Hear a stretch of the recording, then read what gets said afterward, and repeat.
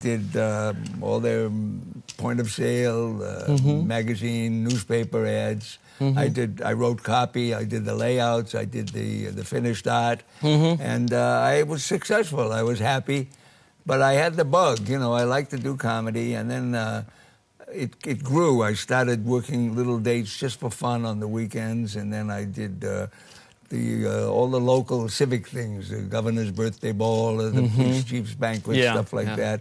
And the man who owned the New York Latin Quarter was a Boston resident, E.M. Lowe from the Lowe's Theater people. And he would see me at these functions. And one day he said to me, I own the Latin Quarter, and I'd like to give you a week in my Latin Quarter. And I thought about it. I said, I can always go back to doing what I was doing. I'm going to just take a shot. And I did it. I went into the Latin Quarter for a week. And I gave up my job. I just walked out, and I went to the Latin Quarter, and I got very lucky there. They held me over a second week, and a third week, and a fourth week, and I wound up staying the run of the show, which was 18 weeks. Wow. And by the time I left the Latin Quarter, I had been signed by the William Morris Agency, and I had a manager. I went back to Boston. I got some clothes. I took a little one-room studio apartment in Manhattan, and I had a career. Wow, and it's been quite a career. It's been fun. It's been great. I never went back. You've been seen in Vegas, television, Johnny Carson, on and on it goes, haven't you? Everywhere. You do something with language that is very unique. I mean, you misuse words, and whenever my wife and I hear someone unintentionally misuse a word that sounds like the right word but is the wrong word, we always say that's a Norm Crosbyism. It's been wonderful. I think that's the secret of sustaining in our business, is to have a hook, to have something that the audience can identify with, and they recognize you, and probably know what you do before they even know your name. If you saw a comedian and you wanted to describe him to a friend, you'd say, well, he was wearing a tuxedo and he had a nice haircut and he talked about his wife and his kids, and you're talking about 6 million guys, But if you said, well, he insulted everybody said, well, that's Don Rickles. Don Rickles. You'd know immediately. Sure. And they say, well, the guy that screws up the words, that's Norm Crosby. And that's what makes you have a rapport with the people, and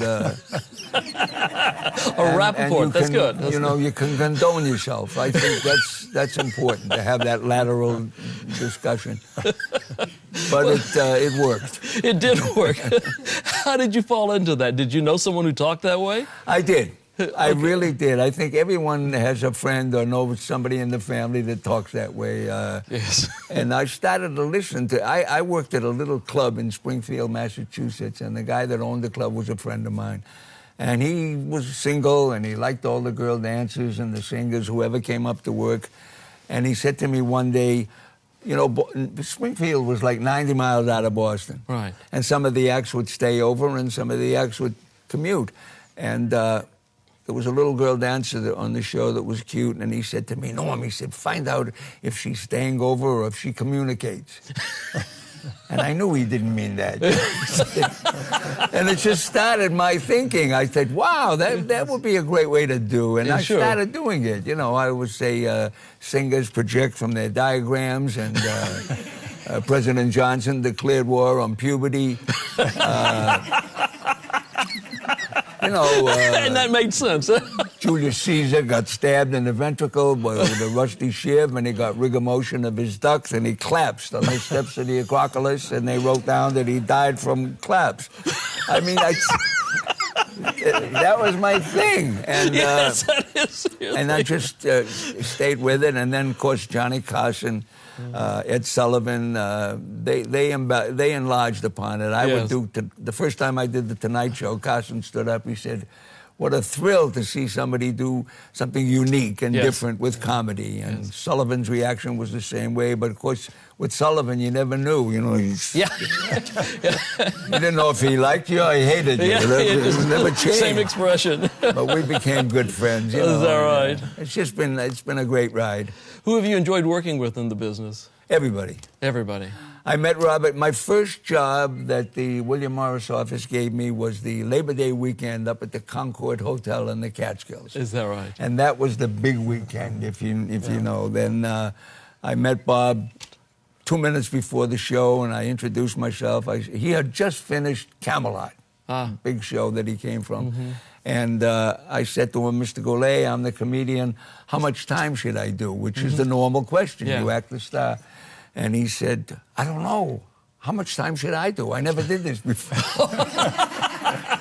And we laughed. And then his manager came back after the show and he said, you know, I'm taking Bob on a great big tour.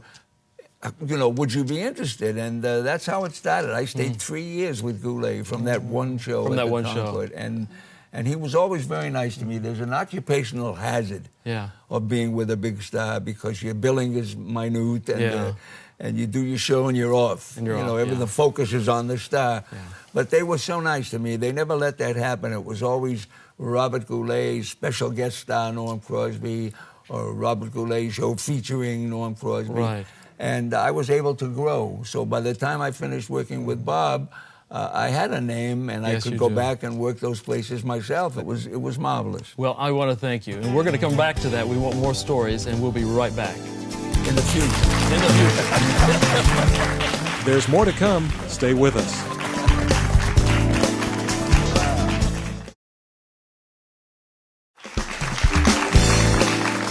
We're back with Dr. Lee Berk and comedian Norm Crosby. Norm, I want you to know you look great. So whatever you're doing for yourself is working. What do you think your humor does for you? I think humor, bottom line, is a weapon. It's a way of combating illness and unhappiness. And I think it's if you can laugh at something, then it's not frightening anymore. Then it's not overpowering. I mean, if you have setbacks in your life, physically or financially or socially, and you can step back and laugh, then immediately you erase the depression, you erase the negative feeling. You say, well, okay, I lost this, or that happened to me, or I'm sick, but let's see, how can we... Your approach becomes different, and you have a much, much better attitude. And I think physically it's been proven that if you can laugh at something, then medically it's better for you. Well, Dr. Berk, talk to us about that. What happens inside when we laugh, like Norman's talking about? You just heard Norman say it's like a medicine for me. Right, and it is a medicine for him because you have neuropeptides such as endorphins that increase when you laugh. So I didn't know that. Yeah. Do I have that? Yes, you do. And you feel good with the endorphins. It's the same thing as the runner's high when you're running. So you have endorphins that increase, the serotonin increases, you decrease your stress hormones. Who wouldn't want that? It's good stuff. It is good stuff. So this is the I like it. This is the medicine. This is the Mary